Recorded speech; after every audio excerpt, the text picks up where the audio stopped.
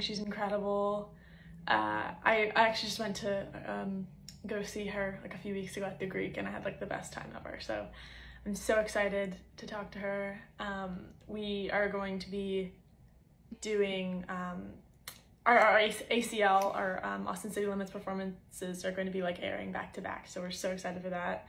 And yeah, we're going to be talking about it on this live. Let's see. I don't actually know how to add people. Oh, there we go. Okay. Did I do it? Hi, Angel. Hi, how are you? I'm so good. It's good to see Good. you. Good to see you.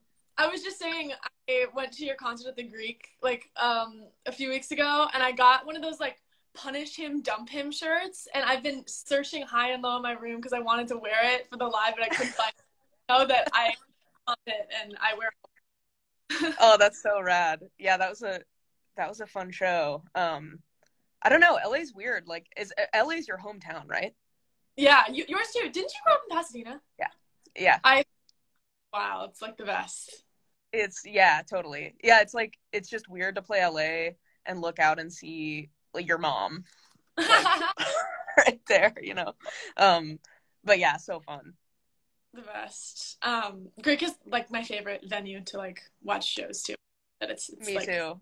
guys, like the ambiance. I went to Casey Musgraves show there like right before lockdown, and there were like people in the trees, like they're like tree people like that are watching the shows. They like hike up and they like go in the trees, and Casey was like, shine your like phone flashlight if you're up there, and there were like 100 people like just hanging out in the trees watching the show. I thought it was incredible. It was like some forest shit. It was amazing. So someone told me that like right before I went on stage. Like sometimes there are people in the trees, and Casey Musgraves made them shine their lights. And I think it was night 2 that I was like, if anybody's up in the trees, like shine your light, and just like nothing.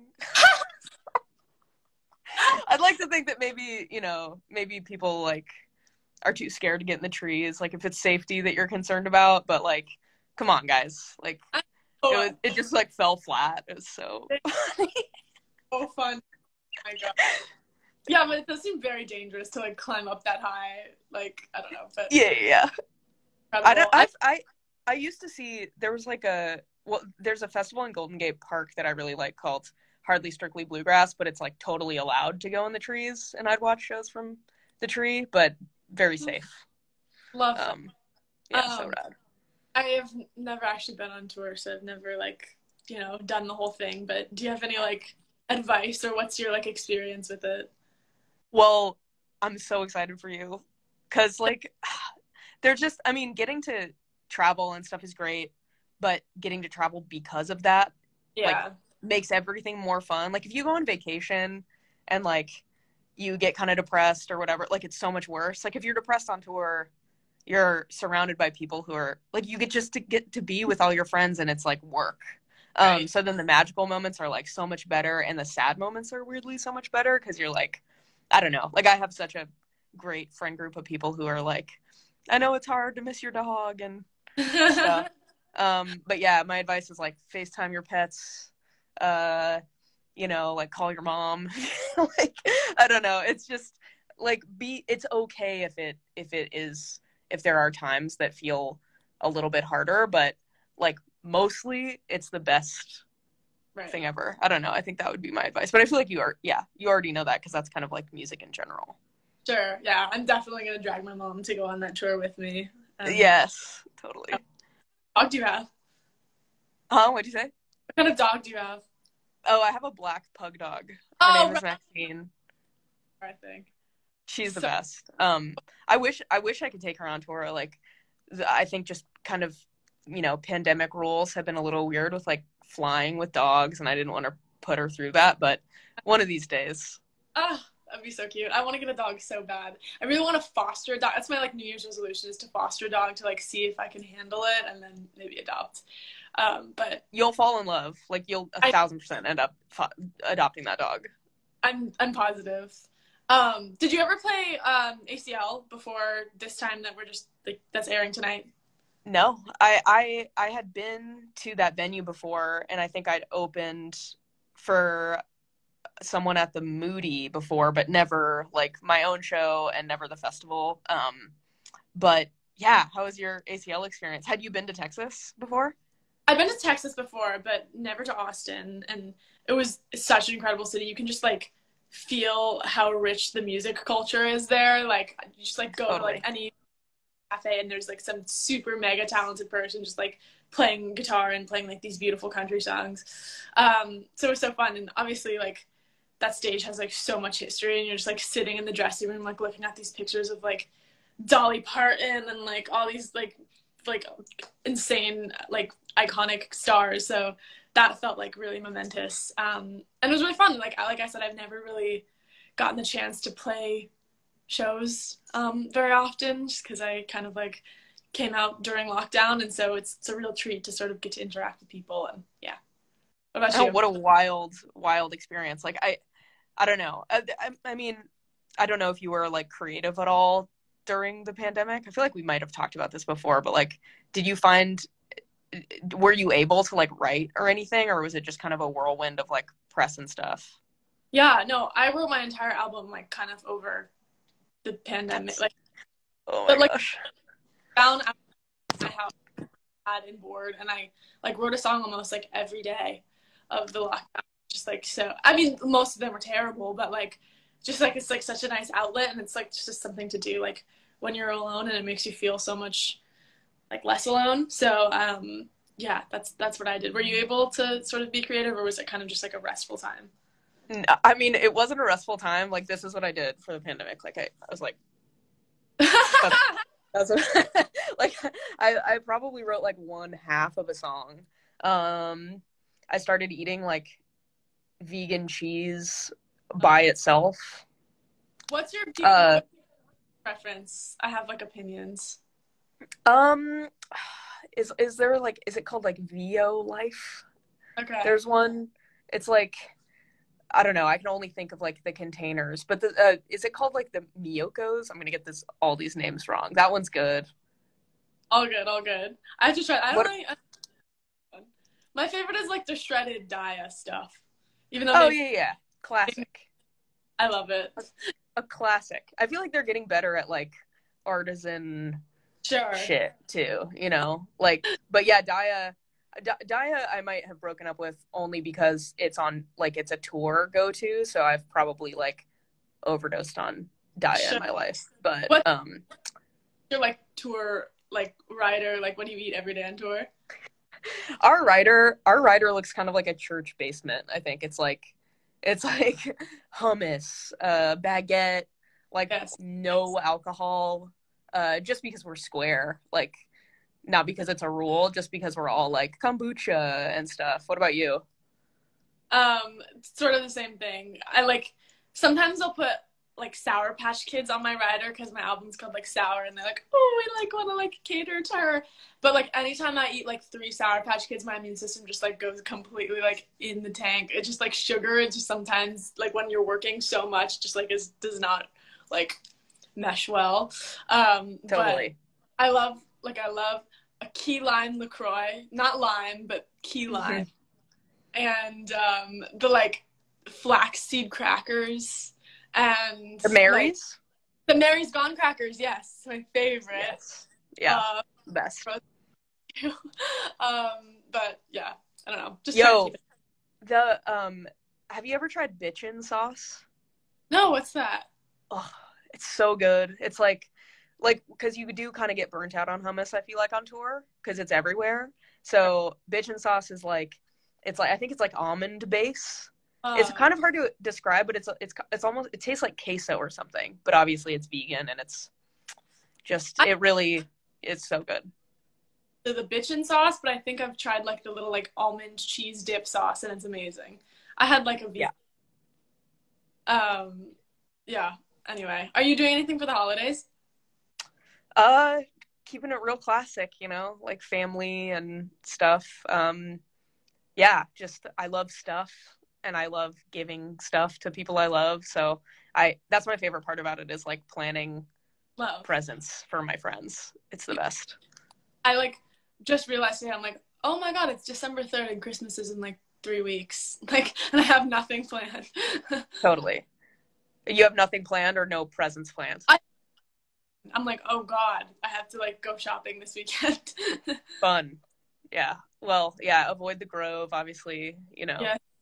If you want to have like a like self-induced panic attack, you can go to the Grove for Christmas. So cute. They're Christmas music, and they like have like the Santa like suspended in air. It's so cute. It's so cute. Yeah, I mean, it's inside, so probably sort of weird right now, but there's like cute ice skating in Pasadena. I'm trying to think of, I mean, yeah, Griffith Park does like cool light stuff. I love LA Christmas time's so funny because it's like it's not cold, but there's all the fun lights and it's great. Yeah. My favorite, like the town where I grew up in, like they take Christmas very seriously, and there's like whole neighborhoods where everyone in the neighborhood will like deck their house out in as many lights as they possibly can. And you like turn the radio onto like a specific FM station, and all of the lights are like coordinated to the song, and you just like drive through. I don't know if that's like a suburban Southern California thing or if it's everyone does it, but that's my favorite thing to do. That's no, I've never heard of that. That's awesome. Love it. So good. Christmas Tree Lane in Altadena is really cute too with the trees. Oh yeah. I went last or like 2 years ago when I lived there. So fun. So cute. But anyway, we should probably, I guess we should talk about what's happening tonight, I suppose. Oh yeah, we should. Oh, yeah, how was your recording? Mine was sort of weird because you have to like well, one, that was my only show inside of the whole tour. So really?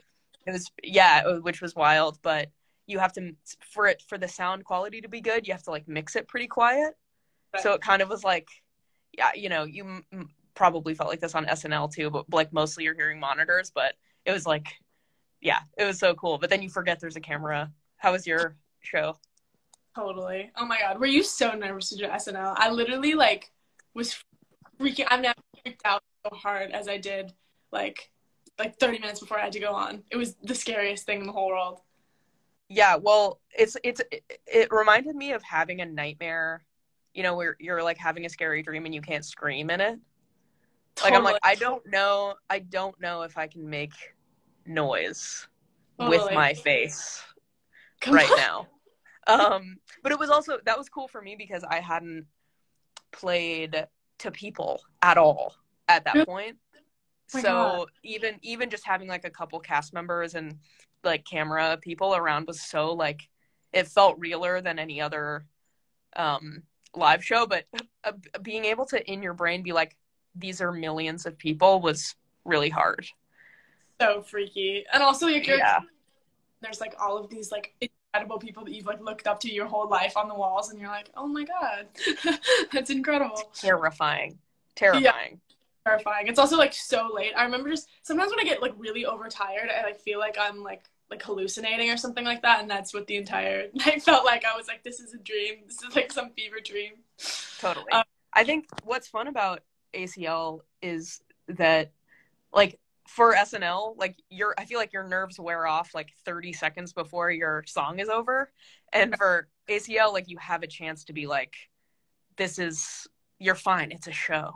Right. You know, like you're playing a show and then this is your job. Totally. I don't know. I always feel like the first song on stage is terrifying, you know? Totally. Yeah. And all the fans at ACL were so sweet, and like, I felt like I could like mess up and they'd like forgive me, which is a nice feeling. Totally. Yeah. Do you like when people like scream words, or are you more kind of like, oh no, you'll make me mess up? No, I'm obsessed with it. I mean, I literally played like 5 shows in my career, but cool. But like, I remember the first time like that happened, I was like playing driver's lessons on the piano, like hear people like singing it back to me, and I just remember like being like, oh my God, why do I even need to sing? I just want to hear like them sing it. Like I just like want to stop singing. It's so surreal. It's also like, have you done the power move of like microphone out to the audience yet? Love doing that. Yeah. I literally just did it for the first time, and I was so nervous. Like, how embarrassing would it be to like nobody says anything? But it's so fun. I know. So much fun. So great. Yeah, but that's always so cool. And everyone like always says this. I feel like it's such a cliche for musicians to say, but it's like so weird, like, especially probably for like you and me, who like we just like write little songs on our guitar like alone, and then like to like hear like a bunch of people like resonate with them and sing them back is like so weird. I was like, oh my god, like I wrote this song like in an hour on my bedroom floor because I was really sad, and like now like thousands of people are singing it. It's just like the most surreal experience. I don't think I'll ever get used to it. Well, especially for you and me, where it's like pretty messed up lyrics some of the times, and you just see people like beaming and singing. It's like, you know, you feel like Britney Spears, and then you're like singing about, yeah, something that you were totally tortured by. Like, it's crazy. Yeah. I mean, I'm the biggest fan of you. I feel like I've told you this before, but well, the feeling is highly, highly mutual. Yeah, obsessed with your album. So obsessed. Thank you. I'm obsessed with both of your albums. I remember, like, viscerally the first time that I heard Funeral, and I was like, I literally made everyone in my life, I was like, you guys have to listen to this song. This is the most amazing song in the whole world. I, like, sent it to everyone. I was like, this is so genius. Genius. I'm sorry to all those people. But yeah, one time I was playing in Oslo and people were moshing to that song in the front. Like, they knew the words, and and it was, yeah, the best day of my life. Literally, me and all of the friends that I sent it to in the mosh pit. I remember at the concert saying that you were giving like a backstory as to like how you wrote that. It was like in order to like make it in LA. Yeah. So my friend Harrison, who is just the best, he plays guitar with me. I was trying to get him to move from Nashville to LA. And I feel like we were both going through like such a hard time, and our only lifeline was each other. So we were like, you know, we were talking on the phone for hours a day, and I finally got him to move. Like a year after writing that song, and which was so cool too, because I went to visit him in Nashville, and then I like finished writing it in his bedroom. But yeah, it has a happy ending, that song, which is nice. Is that I'm closer to my friend. Yeah, definitely got so many good things out of that song. What's like a sad song of yours that actually has kind of a happy ending? I don't know if it even applies, because obviously my first record came out so long ago, but these are probably all developing feelings still a little bit for you. Yeah, I mean, I think it's like there's something about taking these like feelings of utter devastation and turning them into something that feels like triumphant. Like, I remember the first time where I listened to Driver's License, and it like instantaneously like shifted from being something that I was like so ashamed about to something that I was like so proud of, and like I was so excited to share with other people. And there's something just like so cool about that. And I think about that all the time too. Like, how crazy is it? Like, I get to like live in this apartment. I like paid for this apartment money that I made from like writing songs, like, and so amazing. Totally. Like, I don't know. So I think there's just like, it's just so many blessings that come out of those like really devastating things. And it's just like in life too, even if it wasn't so like cut and dry, like I don't know, I just think you grow so much from going through experiences like that. So. Yeah, what's so beautiful about your writing that is true of like so many of my favorite writers, but I think especially with you this year, is like you were able to write so specifically about something that happened to you, and not be shy of the specifics. Like, you're like, this is a very specific thing, and then everyone's like, oh my, like, because it's so true to you, like, even if it wasn't getting your driver's license, or like, you know, like hearing someone say a specific thing to someone else about you or whatever, like, they are attaching their own specific thing to the song. Like, they can scream along as if it's a shared experience. Like, you didn't have to make all these general lyrics about like general feelings of heartbreak. It's like so distilled. Right. And I don't know, I think that's like the coolest thing that you do. It's like, you know, everybody's screaming about something that was such a private moment at the time. Oh my God. Well, thank you. That's so sweet. My absolute favorite thing, and I think the two most important things in writing a song is like authenticity and specificity. And you are like, I think you are one of like the writers that like helped me like learn how to be specific in that way. Like, I don't know, just like lyrics of yours, there's like, how is playing drums? It's too much shit to carry. I remember being like, how did she come up with, like, she just heard that? That's gonna be great. And it's, I would have thought that, but like, it's amazing that way. And I don't know. So yeah, I love specifics. And yeah, like you said, I think there's such an art to being super specific, but not like beating people over the head with it, so that you're like, this is my life and you have to perceive it exactly that I'm perceiving it. And like, this is my story and you have to have this exact story. It's like, I think that's sometimes what's cool about songwriting is people can like fill in the blanks of your story with pieces of their own story, and then it makes it like more meaningful. Or just totally. Yeah. So, totally. And like another thing I found really funny about specifics or songwriting in general, I don't know if you have this, but like if you look on Genius lyrics, sometimes people like give me way more credit for something than I deserve. Like they're like, clearly she's referencing this philosopher and then bringing it back around to this other thing. And I'm like, yeah, totally. Like, yep. I know. I feel like, or even like sometimes in like music videos, people are like, oh my God, that's an Easter egg, this and that and that. And I'm like, oh yeah, I totally planned that. Like totally. But that was such a happy mistake. Totally. Yeah. What are you up to right now? Are you in the studio? No, I'm just chilling. I am in the UK in a cabin in the woods, which is cozy and cold. Yeah, it's great. What are you up to? I'm just like chilling in my apartment in LA. I too did the like countryside of England little cabin in the woods before I performed at the Brits, and it was very cold. I have like this like horror story. I've never like told it publicly, but we were in this like little cabin and it was freezing cold and we couldn't figure out how to work the like thermostat in the place. And there was a wood burning stove, and so we were like, okay, maybe we'll just like turn on the wood burning stove in this like cute little cabin. And like we closed all the windows and had the wood burning stove, and the entire place was like filled with smoke, and nobody else was like bothered by it. But I like was like throwing up all day. I think I got like carbon monoxide poisoning from the place. No, dude, nightmare. It was so sad. It's supposed to be a cute little like romantic English countryside. You are not gonna catch me trying to light this. Oh. You are not gonna catch me trying to light it. Amazing. Well, I'll let you go chill. Cute little cabin. That sounds amazing. But for everyone watching, you can watch our ACL performances tonight. It's on PBS, right? Yes, indeed. Yes. On PBS. Catch us on PBS. PBS girls. And yeah, it was so great talking to you. I'm so inspired by you always, and I hope to see you here in LA. Yeah, catch you around. So good to see you, dude. You're the best. Bye. Bye. Bye.